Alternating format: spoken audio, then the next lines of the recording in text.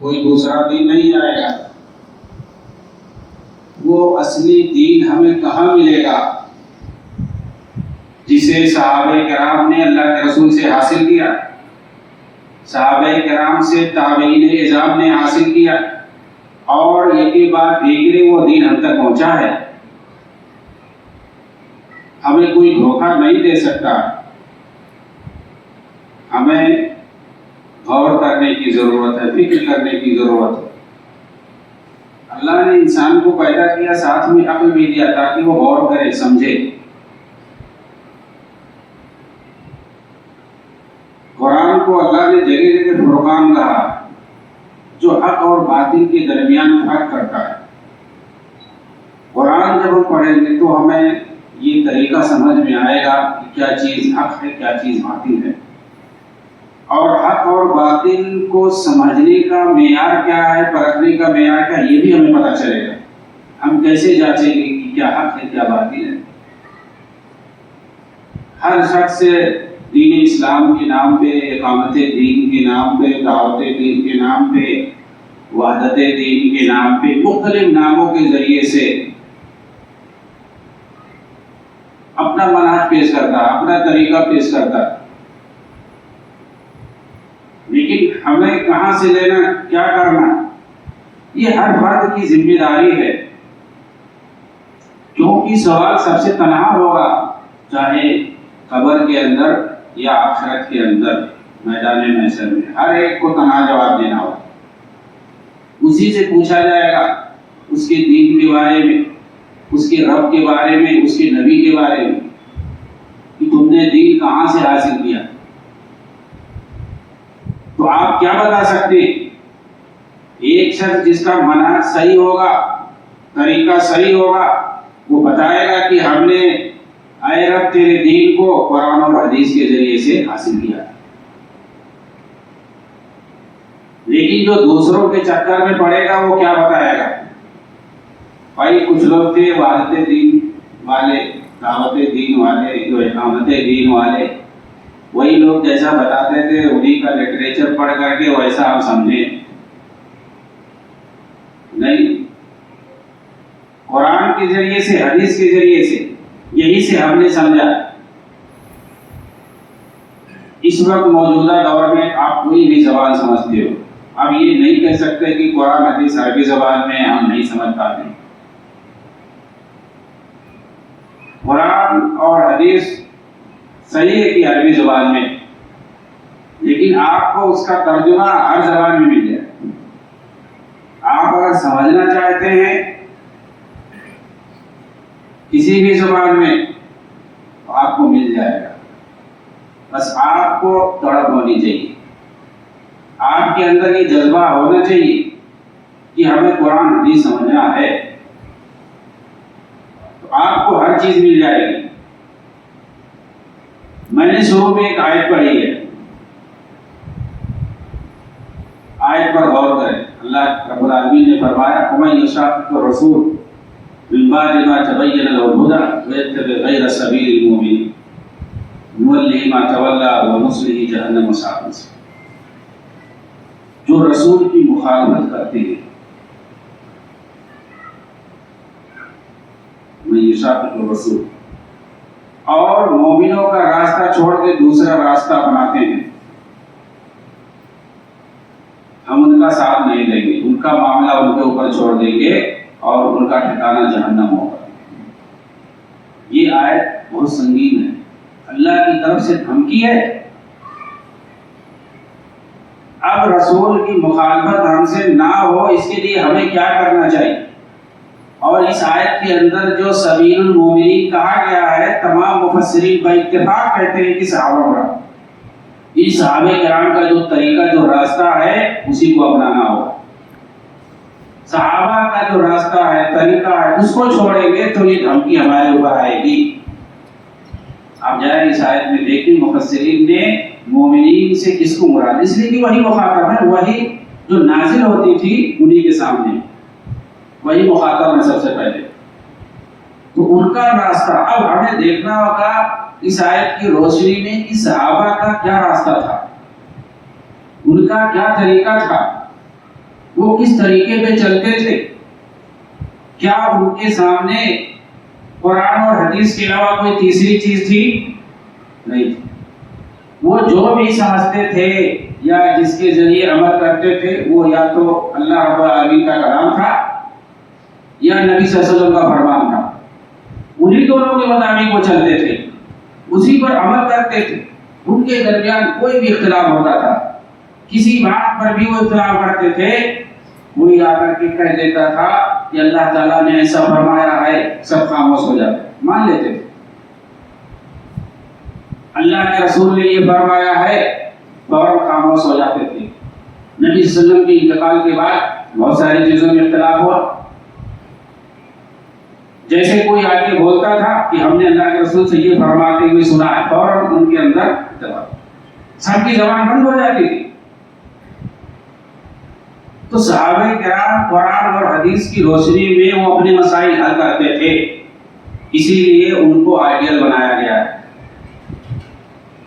اور ایسے لوگ جو صحابہ کرام کو اپنا آئیڈیل بناتے ہیں، کتاب و سنت کے مطابق اپنی زندگی گزارتے ہیں، ایسے لوگ ہمیشہ رہیں گے، ایسی بات نہیں، قیامت تک باقی رہیں گے، چاہے ان کی تعداد کم ہو یا زیادہ ہو، ہمیشہ رہیں گے، کیونکہ اللہ کے وعدے کے مطابق یہ دین ختم ہونے کا نہیں ہے۔ وہ بھی اصلی منہج پہ اللہ کے رسول نے فرمایا، لا تزال طائفۃ من امتی قائمۃ علی الحق، ایک گروہ، ایک طبقہ قیامت تک حق پر باقی رہے گا۔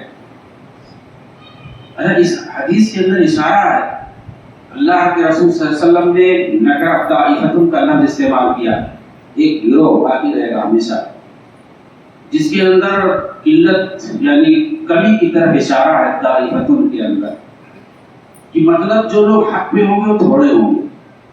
اس حدیث سے پتہ چلتا ہے کہ ان کی تعداد تھوڑی ہوگی لیکن وہ حق پہ رہیں گے، ان کو لوگ مٹانے کی کوشش کریں گے، رسوا کرنے کی کوشش کریں گے، لیکن وہ ایسا کر نہیں پائے، نقصان پہنچانے کی کوشش کریں گے لیکن وہ نقصان نہیں پہنچا سکتے۔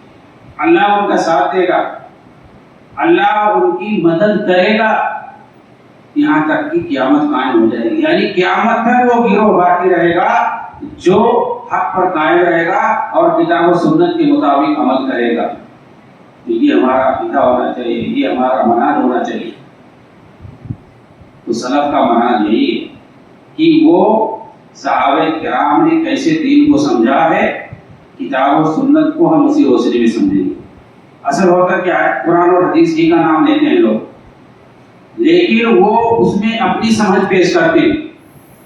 قرآن کی انہوں نے تفسیر کر دی اپنی عقل سے، اور یہ مراد ہے، یہ مراد ہے، اس کو تفسیر بالرائے کہتے ہیں، عقل والی تفسیر۔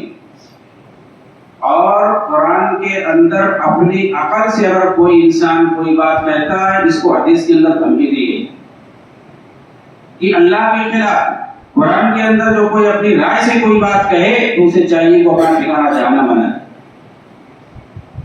تفسیر قرآن کی تفسیر بالمعصور ہے، اس کا مطلب یہ ہوتا ہے کہ ہم قرآن کی تفسیر، اس کی آیتوں کی تفسیر حدیث کی روشنی میں اور آثار صحابہ کی روشنی میں، اقوال صحابہ کی روشنی میں، صحابہ نے اس آیت کی تفسیر کیسے کی ہے، اللہ کے رسول نے اس آیت کی تفسیر کیسے کی ہے، ہمیں اسی روشنی میں سمجھنا ہو۔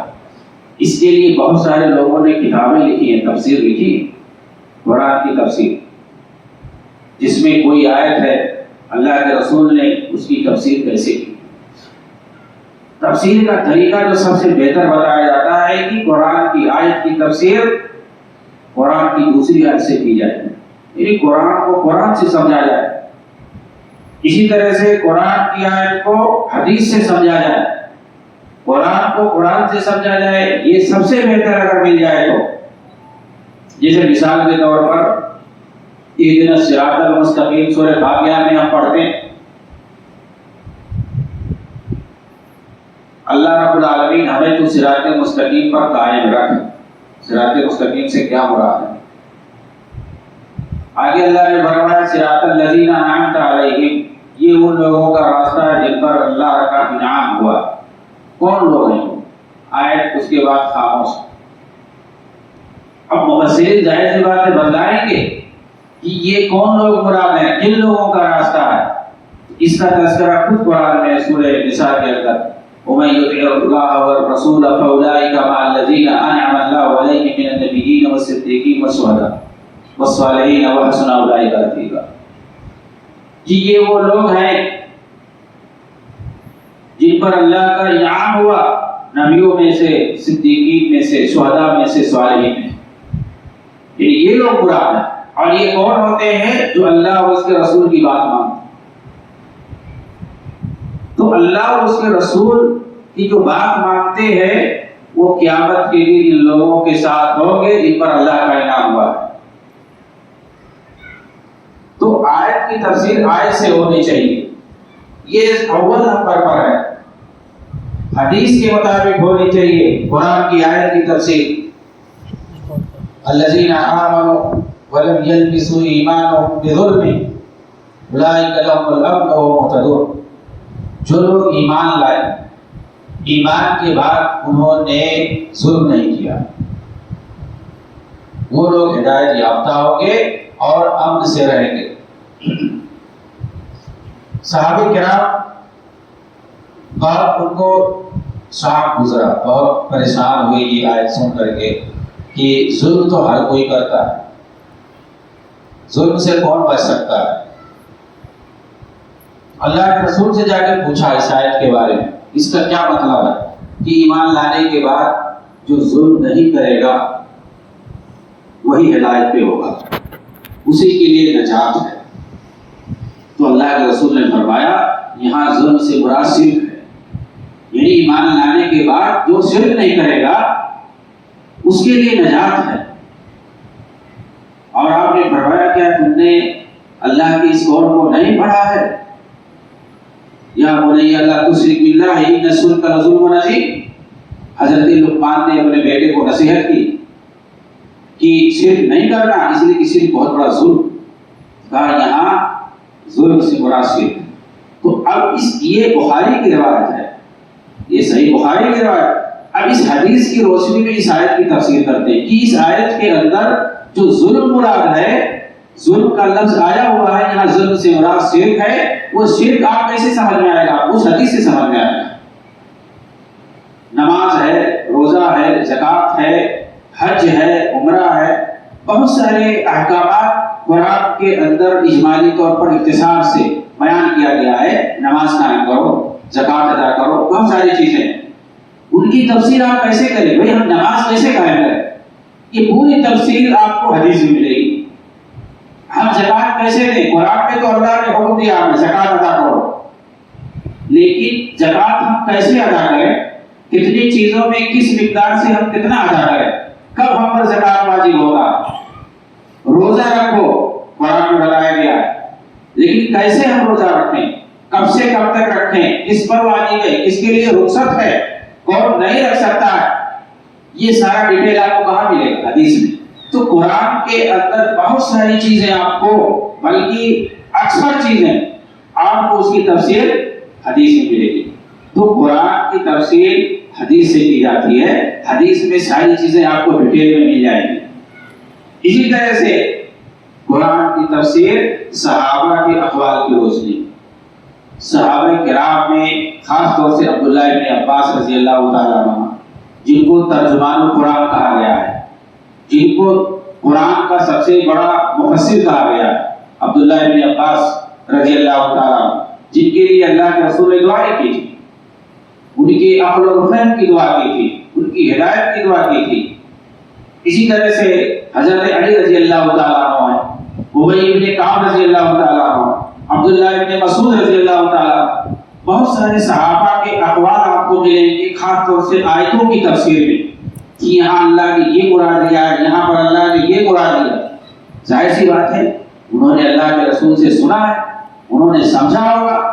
تو قرآن کی تفسیر ہم اپنے عقل کے گھوڑے نہیں دوڑائیں گے کہ لوگ کہہ دیتے ہیں قرآن مسلمانوں کے لیے نازل کیا گیا ہے، اب قرآن کو سمجھنا ہماری ذمہ داری ہے. ہم اپنے حساب سے سمجھیں گے، اپنے زمانے کے حساب سے سمجھیں گے نہیں.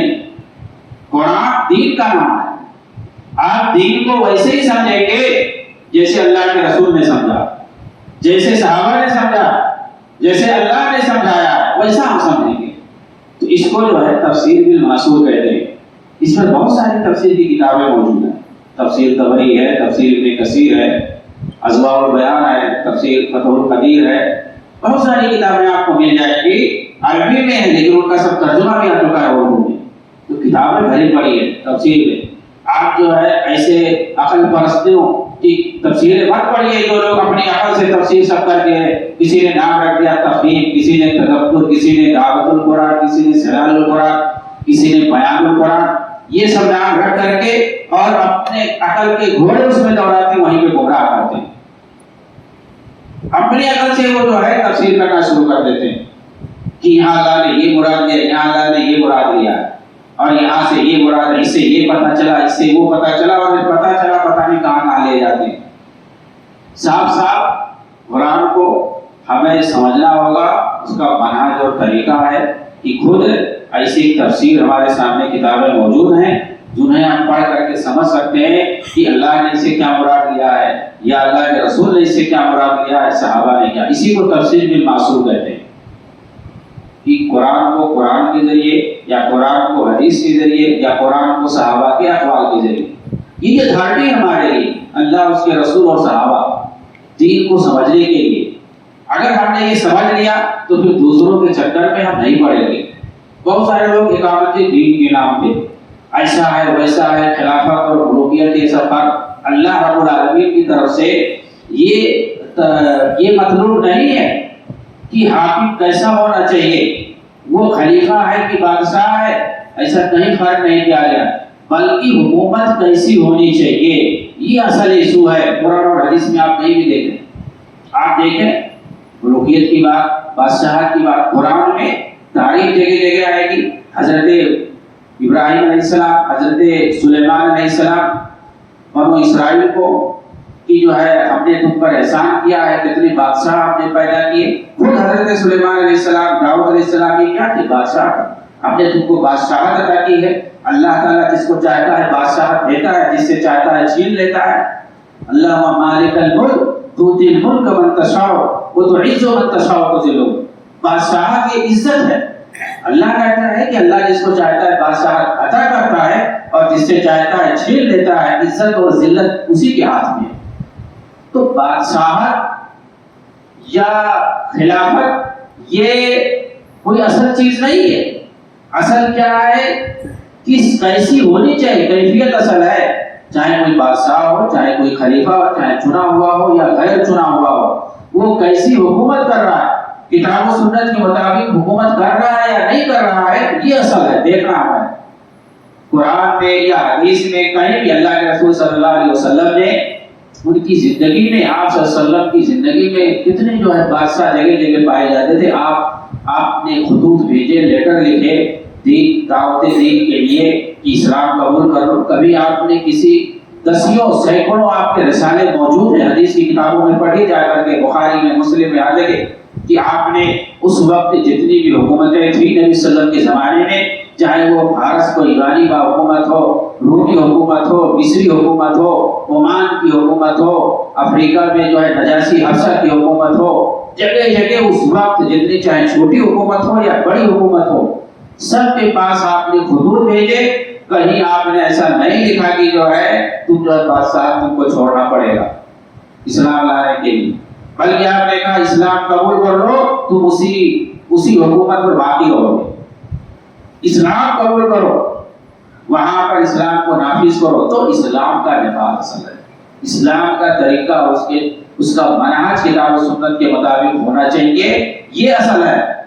یہ جو لوگ بھٹکاتے ہیں ان کو طریقہ معلوم نہیں ہے، بلکہ یہ لوگ مسلمانوں کو اصل بھٹکانا چاہتے ہیں. آپ دیکھیے طرز حکمرانی دیکھیے. نبی صلی اللہ علیہ وسلم کے بعد، اللہ کے رسول کے بعد ابو بکر صدیق رضی اللہ تعالیٰ عنہ خلیفہ بنتے ہیں. کیا طریقہ ہوتا ہے؟ لوگ یہ سمجھ لیتے ہیں کہ کہ اللہ کے رسول نے اپنی زندگی میں اشارہ کر دیا تھا نماز کے لیے.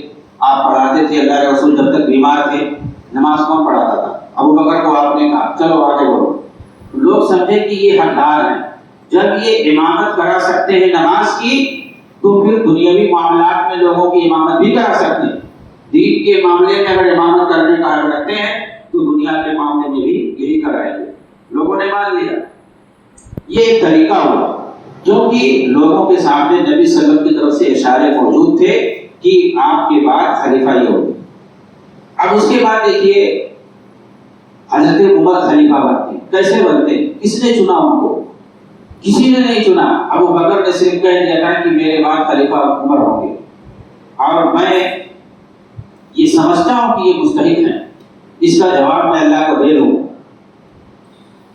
ایک شخص نے گویا وہ اپنی زندگی ہی میں ایک خلیفہ موجود ہے, اپنی زندگی ہی میں منتخب کر دیا کہ میرے بعد یہ ہوگی. کسی نے اختلاف نہیں کیا, ان کو خلیفہ بنایا گیا. حضرت عثمان کیسے خلیفہ ہے؟ گویا یہ دوسرا طریقہ ہے. یہ خلیفہ جو حضرت عمر بنے یہ بالکل الگ ہے جیسے ابو بکر بنے تھے. ان کا طریقہ الگ. تیسرے جو خلیفہ بنے حضرت عثمان, ان کا بھی طریقہ بالکل الگ ہے. یہ پہلے دوسرے سے بھی الگ ہے. اس میں کیا ہوا؟ حضرت عمر نے اپنی زندگی میں مرنے سے پہلے ان پر حملہ ہوا تھا جانتے. اس کے بعد صحابہ نے کہا کسی کو خلیفہ منتخب کر دیجیے, نام دے دیجیے. جانتے تھے کہ ابو بکر نے نام دیا تھا تو لوگوں نے مطالبہ کیا استخلف یا امیر المومنین, خلیفہ بنا دیجیے, کسی کا نام دے دیجیے. تو انہوں نے 6 نام پیش کیے. 6 نام لکھ کر کے دے دیا. کہا ہماری نظر میں یہ 6 لوگ برابر ہیں, انہی میں سے کسی کو چنو. تو اب یہ 6 لوگوں کی کمیٹی انہوں نے بنا دی. کہا یہ 6 لوگ دیکھیے ان کی نظر میں 6 لوگ بننے کے مستحق ہیں. اب 6 لوگوں کو اختیار دے دیا گیا کہ تم لوگوں کو چننا آپس میں. 3 لوگ نکل گئے, 3 لوگ بچے, حضرت علی, عثمان اور عبد الرحمن بن عوف. عبد الرحمن بن عوف رضی اللہ تعالیٰ عنہ نے کہا, ان دونوں کو سمجھا دیا. کہا ایسا میرے اوپر چھوڑ دو, اگر چاہو تو میں جس کو چاہوں گا تم دونوں میں بنا دوں گا, بہتر سمجھوں گا. تو دونوں راضی ہو گئے, حضرت علی اور حضرت عثمان رضی اللہ عنہ, کہ ٹھیک ہے تم جس کو کہہ دو گے وہی بن جائے گا. حضرت عبد الرحمن بن عوف مدینہ میں ہر ایک سے پوچھا, انہوں نے ادھر ادھر رائے مشورہ لیا. اس نقطے پر پہنچے کہ حضرت عثمان کو بنانا چاہیے. انہوں نے دونوں کو بلایا مسجد نبوی کے اندر اور کہہ دیا کہ جو ہے حضرت عثمان سے میں بیعت کرتا ہوں. حضرت علی نے بھی بیعت کی کیونکہ وہ مان چکے تھے پہلے. پھر اس کے بعد سب لوگوں نے بیعت کر لی. یہ بھی ایک طریقہ ہے, پہلے سے الگ ہے. آپ طریقہ دیکھ رہے ہیں. حضرت علی رضی اللہ تعالیٰ عنہ جو کہ چوتھے خلیفہ, وہ کیسے بنے؟ ان کا الگ ہے, سب سے الگ ہے. ادھر حضرت عثمان پہ بلوائیوں نے حملہ کیا. بلوائیوں کا, خارجیوں کا مدینہ پہ بالکل کنٹرول تھا, ماحول کنٹرول سے باہر تھا, خارج کا قبضہ تھا مدینہ. ان لوگوں نے حضرت علی سے کہا تم خلیفہ بن جاؤ. کہا نہیں, ہم تم لوگوں سے بیعت نہیں کریں گے جب تک صحابہ نہیں آئیں گے بیعت کرنے کے لیے. کچھ صحابہ آئے تو ہنگامی طور پر بہرحال بیعت کیا گیا. تو مطلب یہ ہے کہ خلیفہ ایک نہیں ہے, کسی نہ کسی کو ہونا چاہیے حاکم, تاکہ ہنگامی صورتحال ختم ہو. تو وقتی طور پر سارے لوگ نے مدینہ کے اندر 2 لوگ موجود تھے, ان کو خلیفہ بنایا گیا ہنگامی طور پر. تو یہ بھی ایک طریقہ ہے خلیفہ چننے کا. اب اس کے بعد دیکھیے کون بنتے ہیں. حضرت علی کا انتقال ہوا, ان پر بھی حملہ ہوا کوفہ کے اندر. اچانک کس کو خلیفہ بنایا گیا؟ ان کے بیٹے حسن کو بنایا گیا. حضرت حسن رضی اللہ تعالیٰ عنہ کو اس کے بعد خلیفہ بنایا گیا.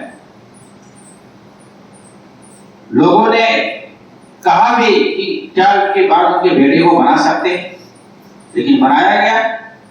وہاں پر یہ دیکھ لیجیے پہلے سے جو ہے بالکل الگ ہے. ایک جو ہے باپ کے بعد بیٹا آ رہا ہے. حضرت علی کے بعد ان کے بیٹے کو خلیفہ بنایا گیا. وہ بھی تھے 6 مہینہ تھے खलीफा थे। उसके बाद खलीफा कौन बना? हजरत मुआविया बने। हजरत मुआविया रज़ी अल्लाह तआला अन्हु, इनका तरीका भी चारों बातों से अलग है। हजरत हसन मौजूद है एक खलीफा, खलीफतुल मुस्लिमीन की शक्ल में। उन्होंने तनाजुल अख्तियार कर लिया कि हजरत मुआविया के साथ लोगों की तादाद ज्यादा और इख्तिलाफ होने से मुसलमानों में काफी खून बहेगा, इसलिए हम चाहते हैं कि सुलह हो जाए। सुलह हो गई 40 हिजरी में, और इस तरह से हजरत मुआविया को खलीफा बना दिया गया। इन्होंने तनाजुल अख्तियार कर लिया खिलाफत से, और बिल इत्तेफाक सारे मुसलमानों ने हजरत मुआविया को खलीफा चुन लिया। तो ये देखिए, ये एक अलग तरीका है, ये तर्ज़े हुक्मरानी अलग है कि एक खलीफा मौजूद है, वो तनाजुल अख्तियार करता है अपने मनसब से, और दूसरे को खलीफा चुना जाता है बिल इत्तेफाक। चूंकि इससे पहले 4-5 साल से इख्तिलाफात चले आ रहे थे, हजरत उस्मान रज़ी अल्लाह तआला अन्हु की शहादत के बाद से लेकर के, फिर उसके बाद हज़रत अली के ज़माने से लेकर के इख्तिलाफात चले आ रहे थे मुसलमानों के दरमियान। ये काफ़ी लंबा ज़माना है, तकरीबन 5-6 साल का, 34 से लेकर के 40 तक। तो ये इख्तिलाफात के जो ज़माने हैं जिसके दरमियान मुसलमानों में लड़ाई भी हुई। बहरहाल इस इख्तिलाफात को सहाबा के दरमियान जो कुछ हुआ उसको इज्तिहादी इख्तिलाफ कहा जाता है कि उनसे इज्तिहादी गलती हुई और मुसलमानों ने, सलफ ने इसे अपने अकीदे में शामिल कर लिया कि सहाबा से जो गलतियां हुई हैं वो इज्तिहादी हैं।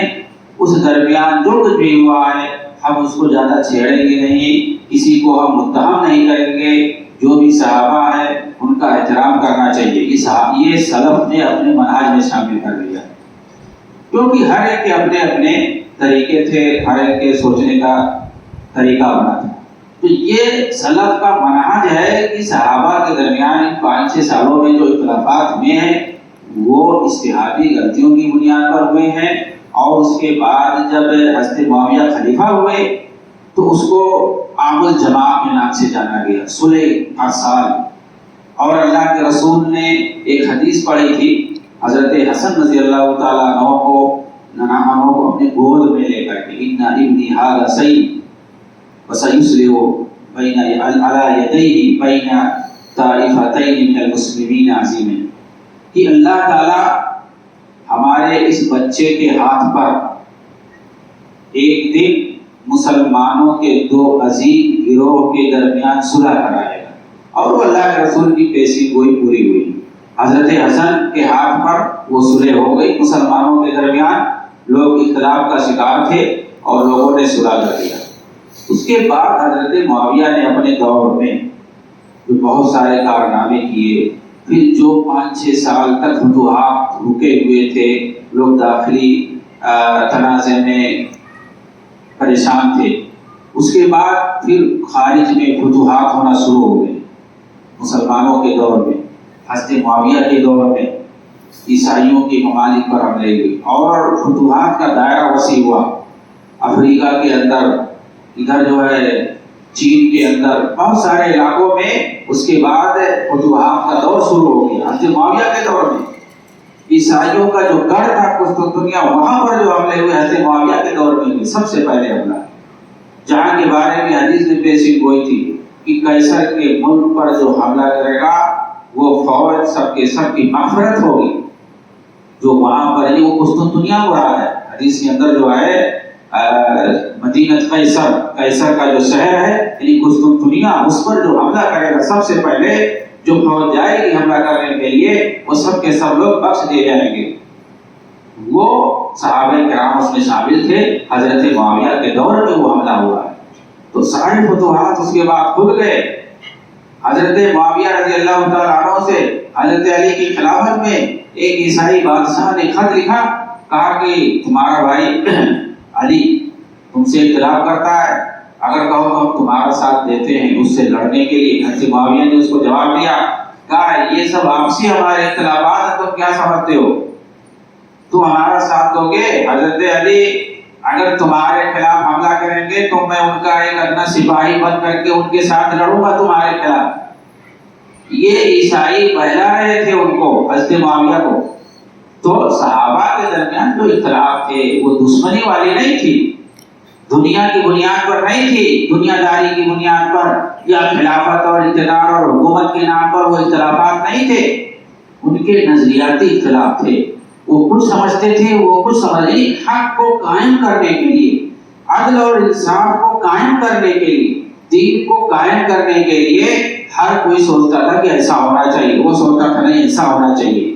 تو وہ نظریاتی اختلاف تھے، اسی لیے سلف نے یہ اصول اور منہج بنایا ہے کہ وہ اجتہادی غلطی ہے، ہمیں ان کے معاملات میں اپنی زبان کو خاموش رکھنا چاہیے، لگام لگانا چاہیے، ہمیں نہیں چھیڑنا چاہیے اور ان کو دو پارٹی نہیں بنانا چاہیے کہ یہ علی کی پارٹی ہے، معاویہ کی پارٹی۔ ایسا جو کرے گا وہ صحابہ کا دشمن ہوگا، اور یقیناً جو آج کل ایسا کر رہے ہیں وہ صحابہ کے دشمن ہیں۔ وہ یا تو روافض اور شیعہ ہوتے ہیں یا ان کے غلام ہوتے ہیں، انہی کے فیور والے ہوتے ہیں، انہی کی حمایتی ہوتے ہیں، شیعوں کی حمایتی ہوتے ہیں، روافض کے حمایتی ہوتے ہیں، جو صحابہ کرام پر کیچڑ اٹھاتے ہیں، ان کے درمیان اختلاف کو بیان کر کے ہوا کھڑا کرتے ہیں، انہوں نے ایسا کیا، انہوں نے ویسا کیا، انہوں نے ویسا کیا۔ کیا سلف یہ نہیں جانتے تھے جنہوں نے حدیثوں کو چھان پھٹک کر کے اکٹھا کیا؟ تم لوگ کہاں سے بیان کرتے ہو؟ انہی حدیث کی کتابوں سے بیان کرتے ہو لا کر کے۔ صحابہ کرام کیا نہیں جانتے تھے؟ بعد میں جو محدثین بڑے بڑے گزرے جنہوں نے حدیثوں کو لکھا ہے، اکٹھا کیا اپنی کتابوں کے اندر، کیا وہ نہیں سمجھتے تھے کہ معاویہ کیسے تھے، علی کیسے تھے؟ انہوں نے کیوں نہیں لکھا ان کے خلاف؟ ان کے خلاف کیچڑ انہوں نے کیوں نہیں اچھالا؟ غلط ہے۔ وہ سب آپس میں بھائی بھائی تھے، اجتہادی غلطی جیسے آپس میں ہوتی ہے ان کے درمیان بھی ہوئی تھی، اور وہ نظریاتی اختلاف سے وہ سب حق اور انصاف کی بنیاد پر اختلاف کیے تھے۔ اس لیے صحابہ کرام کے بارے میں یہ نظریہ رکھنا کہ اللہ رب العالمین ان سے راضی ہے، وہ اللہ سے راضی ہیں۔ اگر وہ لوگ ناحق پر ہوتے، اللہ تعالیٰ عالم الغیب ہے، وہ سب کچھ جانتا ہے، وہ ان کی مغفرت کا وعدہ نہ کرتا، رضی اللہ عنہم ورضوا عنہ نہیں کہتا ان کے بارے میں۔ اللہ تعالیٰ نے قرآن میں لکھ دیا ہے قیامت تک وہ قائم رہے گا، وہ قرآن باقی رہے گا جس کے اندر صحابہ کرام کی مغفرت کا وعدہ ہے۔ تو اللہ تعالیٰ کو پتا تھا کہ یہ لوگ اختلاف آپس میں کریں گے اور حق سے ہٹ جائیں گے، بھٹک جائیں گے، تو ہم ان کی مغفرت کا وعدہ کیوں کریں؟ تو انہوں نے جو اختلاف کیا وہ نظریاتی اختلاف تھا، وہ عدل اور انصاف کو قائم کرنے کے لیے تھا، ان کی اپنی اپنی سوچ تھی، ان کا اختلاف دنیاوی بنیاد پہ نہیں تھا، اقتدار کے لیے نہیں تھا، حکومت کے لیے نہیں تھا، یہ ہم کو سمجھنا ہوگا۔ اس لیے صحابہ میں کسی کو بھی ہم بہت الزام نہیں ٹھہرائیں گے، ہم دو پارٹی نہیں بنائیں گے کہ فلاں کی پارٹی ہے فلاں کی پارٹی ہے، سب آپس میں بھائی بھائی، سارے صحابہ چاہے چھوٹا ہو یا بڑا ہو، سارے صحابہ کے بارے میں ہم کو اپنی زبان خاموش کر، ہمیں ان سے جو لینا ہے وہ طریقہ دینا، ہمیں ان سے دین سیکھنا۔ صحابہ نے دین کو ہم تک پہنچایا ہے۔ جو دوسرے لوگ اتنے صحابہ کے دشمن آپ کو ملیں گے، آپ دیکھیں گے وہ اصل میں دین کے دشمن ہیں۔ جتنے مستشرقین ہیں، یعنی جو عیسائی بڑے بڑے علماء جنہوں نے دین کو سیکھ کر کے، دین اسلام کو سیکھ کر کے انہوں نے دین کے اندر کیڑے نکالے ہیں، دین پر اعتراضات کیے ہیں، ظاہر سی بات ہے جب تک آپ سیکھیں گے اعتراض نہیں کر سکتے۔ انہوں نے دین پر اعتراض کیے، سب سے پہلے انہوں نے اعتراض کس پر کیا؟ صحابہ پر اعتراض کیا، وہ ایسے تھے، وہ ایسے۔ کیا مقصد ہے؟ حضرت عائشہ پہ الزامات، ابو ہریرہ پہ الزامات، معاویہ رضی اللہ عنہ، عمرو بن عاص ہے، فلاں ہے فلاں ہے، اعتراضات۔ مقصد جانتے ہیں کیا ہے؟ کیونکہ قرآن اور حدیث کو انہوں نے ہم تک پہنچایا، قرآن کو انہوں نے جمع کیا، حدیث کو انہوں نے جمع کیا، دین کو پہنچانے والے وہ ہیں، پہلا واسطہ ہیں وہ۔ یہ کہتے ہیں کہ جب ہم پہلا واسطہ ہی مجروح کر دیں گے، ان کو غیر معتبر بنا دیں گے، تو یہ دین اسلام مشکوک ہو جائے گا، غیر معتبر ہو جائے گا۔ جتنا ہم کو چاہے نماز، روزہ، حج، زکوٰۃ، جتنی عبادات ہیں، جتنے احکامات ہیں، جتنے اخلاقیات ہیں، ساری چیزیں جو مسلمانوں کا در امتیاز ہے، یہ ساری چیزیں آپ کو کہاں سے ملی؟ آپ کوئی بات جب دین کی بتاتے ہیں تو کہتے ہیں حضرت ابو ہریرہ نے کہا کہ اللہ کے رسول نے فرمایا، کسی نہ کسی صحابی کا واسطہ آپ دیتے ہیں، اور کوئی بھی دین کی بات آپ بتاتے ہیں تو کسی نہ کسی صحابی کا آپ واسطہ دیتے ہیں۔ اس کا مطلب کیا ہوا؟ جب اس واسطے سے آپ دشمنی کر لیں گے، اس واسطے سے جب آپ کو دشمنی ہو جائے گی، آپ کہیں گے یہ تو اچھا آدمی ہے کہ ہم اس کی حدیث نہیں لیں گے۔ ابو ہریرہ سب سے زیادہ حدیث روایت کرنے والے، جب انہیں کو آپ غلط سمجھنے لگیں گے تو آپ ان کی حدیث لینا چھوڑ دیں گے، کہیں گے جب یہ آدمی ہے ہی نہیں صحیح تو اس کی بات بھی کیسے سے، اس کا واسطہ ہی غلط ہے۔ تو جو دشمن ہے اصل دین کے، وہ سب سے پہلے صحابہ سے دشمنی کرے، کہتے ہیں ان کو غیر معتبر بنانا، اس لیے انہوں نے صحابہ پر جرح کرنے کے لیے، غیر معتبر بنانے کے لیے، ان کی مقبولیت کو ختم کرنے کے لیے انہوں نے بے شمار قصے اور کہانیاں کہی صحابہ کے خلاف، انہوں نے دشمنی پیدا کرنے کے لیے حضرت علی حضرت معاویہ کے درمیان مختلف قصے اور کہانیاں ان لوگوں نے تیار کی ہیں، اور اسی کو پورا پھیلایا جاتا ہے، اسی کو پھیلایا جاتا ہے کہ حضرت معاویہ ایسے تھے، حضرت عمرو بن عاص ویسے تھے، ابو ہریرہ ویسے تھے، فلانے ایسے تھے، دھماکے ایسے تھے۔ آپ کو بہت ساری کتابوں میں یہ ساری چیزیں مل جائیں گی، جو پوری کی پوری جھوٹی کہانیاں ہیں، تاریخ کی کتاب ہے موجود، اور کی کوئی سند نہیں ہے، وہ نہ صحیح ہے، نہ کوئی اصل ہے، نہ بنیاد ہے، سب کچھ لکھ دیا گیا ہے۔ خلافت و ملوکیت میں ایسے ہی جنہوں مودودی صاحب کی ہے انہوں نے سب لکھ دیا، کہتے ہیں کہ ہم نے کتابوں سے نقل کیا، کتابوں سے شیعہ بھی نقل کرتے ہیں، کتابوں سے عیسائی اور یہودی بھی نقل کر کے دین اسلام کو بدنام کرتے ہیں۔ تو یہ کہنا کہ ہم نے کتابوں سے نقل کیا ہے، اگر ہم نے غلط کیا ہے تو فلاں کو پہلے غلط کہو، یہ بالکل بیوقوفی کی بات ہے۔ انہوں نے تو اپنے اس کتاب میں یہ بھی لکھا ہے کہ میں نے کتاب پڑھی ہے ابن تیمیہ کی، جنہوں نے صحابہ کے فیور میں کتاب لکھی ہے، منہاج السنہ بہت بڑی کتاب ہے، 6 جلدوں میں ہے۔ میں سمجھتا ہوں کہ اگر کوئی صحابہ کے بارے میں سمجھنا چاہتا ہے، اور صحابہ کے خلاف نے جو اعتراضات جو لوگ کیے ہیں، خاص طور سے شیعہ نے، ایک شیعہ نے کتاب لکھی تھی، اس کا انہوں نے جواب لکھا، 6 جلدوں میں کتاب ہے۔ صحابہ کی حقیقت جو سمجھنا چاہتے ہیں، ان کی فضیلت اور دین اسلام میں ان کی اہمیت جو سمجھنا چاہتے ہیں، وہ ابن تیمیہ رحمۃ اللہ علیہ کی کتاب پڑھیں، منہاج السنہ۔ یہ مودودی صاحب کیا کہتے ہیں، ہم نے ان کی کتاب پڑھی ہے، شاہ اسماعیل شہید نے جو کتاب لکھی ہے تحفہ اثنا عشریہ، اس کو بھی میں نے پڑھی ہے۔ یہ بھی جو انہوں نے صحابہ کی فضیلت میں کتاب لکھی، تحفہ اثنا عشریہ، فارسی زبان میں، لیکن اردو زبان میں اس کا ترجمہ ہو گیا۔ ابو بکر ابن العربی مالکی، ایک اندلس کے بہت بڑے عالم دین، انہوں نے کتاب لکھی العواصم من القواسم، صحابہ پر جو اعتراض ہیں اس کا انہوں نے جواب دیا، مختصر کتاب ہے۔ انہوں نے حضرت عثمان پہ کیا اعتراض ہے، حضرت معاویہ پہ کیا اعتراض ہے، فلاں پہ کیا اعتراض ہے، انہوں نے نکات کی شکل میں، نقطے کی شکل، پوائنٹ ٹو پوائنٹ انہوں نے جواب دیا باقاعدہ۔ فلاں صحابی پر کتنے کتنے اعتراضات ہیں، شیعوں نے کتنے اعتراض کیے، اور دوسروں نے کتنے اعتراض کیے، خوارج نے کتنے اعتراض کیے۔ آپ دیکھیں کہ بھائی پرانے زمانے میں، آج نہیں جو لوگ اعتراض کر رہے ہیں، پرانے زمانے میں لوگ اعتراض کرتے تھے، جو اس وقت شیعہ اور خوارج پائے جاتے تھے، اور ان کا جواب سلف نے دے دیا صحابہ کے دفاع میں۔ مولانا مودودی کیا کہتے ہیں، میں نے ان لوگوں کی کتابیں پڑھی ہیں، انہوں نے ایک طرفہ کام کیا ہے، مطلب یعنی صحابہ کا دفاع کیا۔ اس طرح جو لوگ دفاع کرتے ہیں ان کو وکیل صفائی کہا جاتا ہے، جبکہ حقیقت یہ ہے کہ تاریخ کا جائزہ لینا چاہیے، اور اس کے بعد دونوں طرف کی باتوں کو دیکھنے کے بعد فیصلہ کرنا چاہیے، اور میں نے اپنی کتاب میں ایسے ہی کیا۔ مطلب یہ ہے کہ جو صحابہ کا دفاع کرتے ہیں ان کو انہوں نے وکیل صفائی بنا دیا۔ تو ایک اہل سنت مسلمان جو سچا مسلمان ہوگا، وہ صحابہ پر اعتراض کوئی کرے گا تو اس کا جواب نہیں دے گا تو اور کیا کرے گا؟ اور ایک سچا جو شہدائی مسلمان ہوگا حقیقت میں، وہ صحابہ ہی کا دفاع کرے گا ہر حال میں۔ صحابہ نے اپنی زندگی جس طرح سے پوری ختم کی ہے دین اسلام کے لیے، انہوں نے جو مشکلات برداشت کی ہیں، چاہے وہ مکہ کے اندر یا مدینہ کے اندر، دونوں جگہ انہوں نے ہر طرح کی تکلیف سہی ہے۔ وہاں انہوں نے مکہ کے اندر صبر سے کام لیا، وہاں انہوں نے ہر طرح کی تکلیف سمجھی اٹھائی، اور ذرا بھی انہوں نے افتر نہیں کیا۔ اللہ کے رسول کے سامنے شکایت کرنے آتے تھے، اللہ کے رسول خاموش کر دیتے کہ صبر کرو، صبر سے کام لو، یہاں ہمیں زیادہ بولنے کا حکم نہیں۔ مدینہ کے اندر دیکھیے صحابہ نے کتنی خدمت کی دین اسلام کی، اللہ کے رسول کے ساتھ جہاں کہتے تھے تیار رہتے تھے ہر وقت، چاہے تبلیغ کے نام پہ، جہاد کے نام پہ، ہر طرح سے۔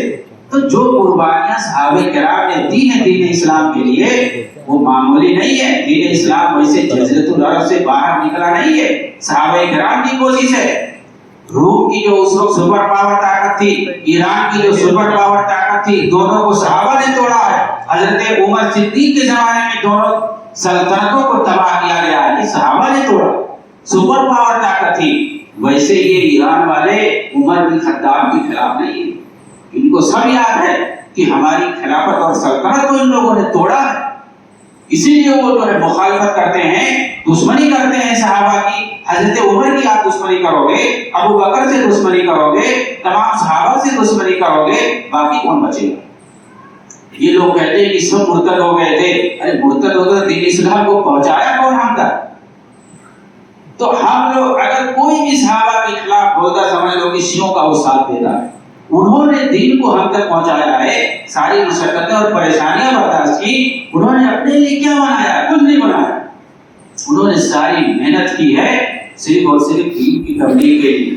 انہوں نے دین کو یہاں ہندوستان تک پہنچایا ہے۔ صحابہ کے زمانہ میں، حضرت عثمان کے زمانہ میں، اور اس کے بعد بنو امیہ کے زمانہ میں اسلام یہاں تک آ چکا ہے، اور بنو امیہ کے دور میں صحابہ کرام موجود تھے، انہوں نے جہاد کیا ہے۔ بنو امیہ کا پورا دور یہ کتاب و سنت کے مطابق تھا۔ اس وقت یہ ساری تقلیدی جماعتیں کوئی نہیں تھی، یہ سارے خرافات شیعوں کے، خوارج کے، تقلیدیوں کے، وہ کچھ نہیں تھا۔ یہ سب بعد میں عباسی دور کے بعد، اس وقت ان کے سامنے صرف قرآن و حدیث۔ اس لیے آپ دیکھیں کہ بنو امیہ کے زمانے میں مسلمان جہاں جہاں گئے وہاں پر اسلامی تہذیب اور عربی زبان، اسلامی ثقافت، قرآن و حدیث ہر جگہ پھیل گیا۔ افریقہ سے لے کے اندلس تک، اسی طرح سے چین سے لے کر ہندوستان تک، ہر جگہ قرآن حدیث کا غلبہ۔ اس وقت ان کے ساتھ مجاہدین ہوتے تھے، ان کے ساتھ علماء اور فقہاء ہوتے تھے، ان کے ساتھ صحابہ تابعین ہوتے تھے، یہ لوگ ان کے ساتھ رہتے تھے، یہی سارے مجاہدین تھے، ان لوگوں نے دین کو پہنچایا ہے۔ اور آج اسی زمانے کو ٹارگٹ کیا جائے، جنہوں نے پورے دین کو پورے دنیا میں پھیلایا ہے۔ اندلس کو فتح کس نے کیا ہے؟ بنو امیہ کے زمانے میں فتح کیا گیا ہے۔ یہاں محمد بن قاسم کس کے زمانے میں آیا تھا سندھ پر حملہ کرنے کے لیے؟ بنو امیہ کا وہ ابتدائی دور تھا، 100 ہجری سے پہلے آیا، 90 ہجری کے آس پاس آیا۔ تو یہ سب بنو امیہ کے زمانے میں سب ہوا، خلافت راشدہ کے زمانے میں ہوا، اور لوگ اسی کو زمانے کو ٹارگٹ کرتے، صحابہ پہ الزام لگائیں گے، تابعین پہ الزام، یہ بنو امیہ ایسے تھے ویسے تھے، جنہوں نے دین کو ہم تک پہنچایا، جن کی بنیاد پر ہم مسلمان ہوئے، انہوں نے دین کو ہم تک پہنچایا۔ آج انہیں کو بدنام کیا جاتا ہے۔ تو دین کو، تاریخ کو، سیرت کو، ساری چیزوں کو سمجھنا ہوگا، تو اس کو جو ہمیں فہم صحابہ کے مطابق، سلف کے مطابق انہوں نے کیسے کی۔ تو میں یہ بتا رہا تھا کہ خلافت و ملوکیت میں دیکھیں انہوں نے کیا ہنگامہ کیا، صاف صاف انہوں نے لکھ دیا، اپنے دل کی بات بتا دی کہ ان لوگوں کی کتابیں میں پڑھی، یہ لوگ اکیلے صفائی کا کام کیے، یعنی ابن تیمیہ، شاہ اسماعیل سعید یا ابو بکر ابن عربی، یہ لوگ جنہوں نے صحابہ کا دفاع کیا، اور یہ تینوں کتابوں میں کہتا ہوں کہ یہ صحابہ کرام کے منہج کو سمجھنے کے لیے کافی ہے۔ اور جتنے لوگ دشمنان صحابہ جو صحابہ پر اعتراض کرتے ہیں، ان سب کا جواب ان تینوں کتابوں میں موجود ہے، چاہے وہ منہاج السنہ ابن تیمیہ کی، یا ابو بکر ابن عربی کی العواصم یا القواسم، یا اسی طرح سے شاہ اسماعیل سعید کی ہو تحفہ اثنا عشریہ، سب ان کا جواب دیا گیا ہے، اعتراضات کا جواب دیا گیا ہے۔ اور ایک آدمی آ کے کہہ رہا ہے کہ وہ اکیلے صفائی کا کام کرے، کیا مطلب؟ یعنی صحابہ پر اعتراض کوئی کرے اور ایک مسلمان خاموش ہو کے بیٹھا ہے؟ ایک شیعہ، ایک عیسائی، ایک دشمن صحابہ پر اعتراض کرے اور ہم خاموش بیٹھا ہے، ان کا ہم دفاع نہ کریں، ان کی طرف سے ہم صفائی نہ پیش کریں، تو کس کے لیے صفائی پیش کریں گے؟ ابن سبا کے لیے، یہودیوں کے لیے، خارجیوں کے لیے، شیعوں کے لیے ہم صفائی پیش کریں گے جو صحابہ کو مرتد مانتے ہیں، امہات المومنین کو گالیاں دیتے ہیں، ان کی ہم صفائی پیش کریں گے؟ ہاں، ان کی صفائی پیش کی ان لوگوں نے، انہی کا دفاع کیا ان لوگوں نے۔ آج اسی لیے کنٹل کے حساب سے مارکیٹ میں ان کی کتابیں فارسی زبان میں چھپ کے بک رہی ہیں کہ دیکھو یہ سنی عالم ہے، ہمارا دفاع کر رہا ہے، اس کا مطلب ہم لوگ حق پہ ہیں۔ سنی عالم لکھ رہا ہے صحابہ کے خلاف، جو ہم لوگ لکھتے ہیں وہی لوگ بھی لکھ رہے ہیں۔ کوئی ایران کا جب بڑا کونسل آتا ہے، کوئی سفیر آتا ہے، کوئی بڑا مہمان آتا ہے، یہ لوگ وہی کتاب ان کو تحفے میں دیتے ہیں، لے جاؤ ہماری طرف سے، یہ ہم نے خدمت کیا ہے، تمہاری خدمت کی ہماری، ان کو دیا جاتا ہے۔ تو ایسی ساری کتابیں ان لوگوں نے لکھی ہیں۔ تو منہج ہمیں کہاں سے سیکھنا؟ ابن تیمیہ کی کتاب پڑھو، ابن قیم کی کتاب پڑھو، ابن کثیر نے جو تفسیر میں کتاب لکھی ہے، اور آج کے دور میں جو ان لوگوں کا منہج اپنائے ہوئے ہیں، ان کے منہج میں جو لوگ چل رہے ہیں، انہی کے منہج پر ہمیں چلنا ہوگا، تو ہمارا منہج صحیح ہو جائے گا۔ ہم دین اسلام کو کتاب و سنت سے ویسے ہی سمجھیں گے جیسے صحابہ اور سلف نے سمجھا ہے۔ اپنی رائے اور اپنے من سے ہم اسے سمجھنے کی کوشش کریں گے تو مختلف صورتوں میں، مختلف کھڈیوں میں بھٹک جائیں گے، ہم کہیں بھی نہیں رہیں گے۔ اللہ رب العالمین ہمیں دین اسلام کو کتاب و سنت کی روشنی میں صحابہ کے فہم اور سلف کے فہم کے مطابق سمجھنے کی توفیق عنایت فرمائے۔ آمین۔ وآخر دعوانا الحمدللہ رب العالمین۔